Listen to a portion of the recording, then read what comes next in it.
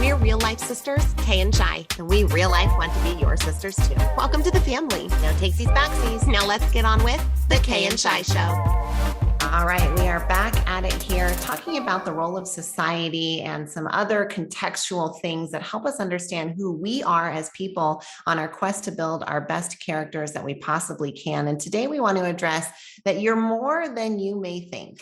Now, you're more than you may think because you likely have a construction of inner beliefs and thoughts and things that you kind of ascribe to. But what you might not know is that society and where you came from, your parents and their beliefs about who you are as a woman or who you are as a man or who you are as a business owner or who you are as fill in the blank has a lot of expectations that come along with it and that can shape who you are too, right? And when we say, you're more than you may think, we're not talking about the spiritual teaching and perspective of that you are a soul having a human experience and living in this human body, which we love that. And you've heard us talk about that here before, but we're really talking about that construction of your identity based on your environment and your society and the culture that you grow up in. When humans are born, they are blank subconscious states open to receive whatever it is they will receive, and whatever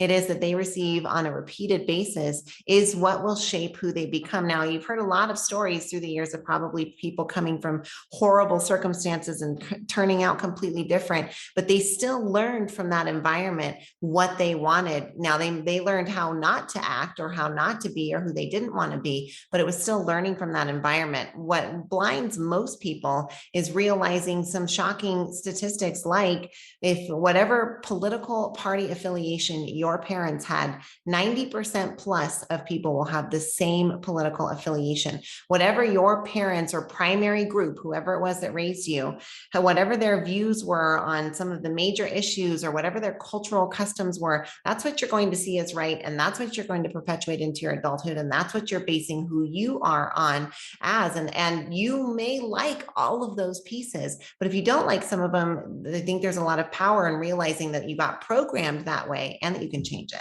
You might think about, that a lot of people get into their adult life and say, oh, I never thought that I would, but I turned out just like my mother, or I never thought that I would, but I'm just like my dad. Or you say something and it comes out of your mouth and you're like, wow, I hear my parents talking here, right? So the patterns that come into play when you're in that 0 to 5-year-old stage are so important. But when you are a little kid like that, a toddler, tiny, under the age of 5, you are a wide open book to the whole wide universe. Your brain is literally forming its neural pathways in order to create the personality and the person that you then become. In fact, many traumas that we have later in life, whether they are repeated cycles from things that happened to us in that 0 to 5-year-old age. And so understanding that we've got this preset of programming, but that didn't necessarily come to you by choice, gives you the opportunity to maybe choose something different if it's not constructive for your life.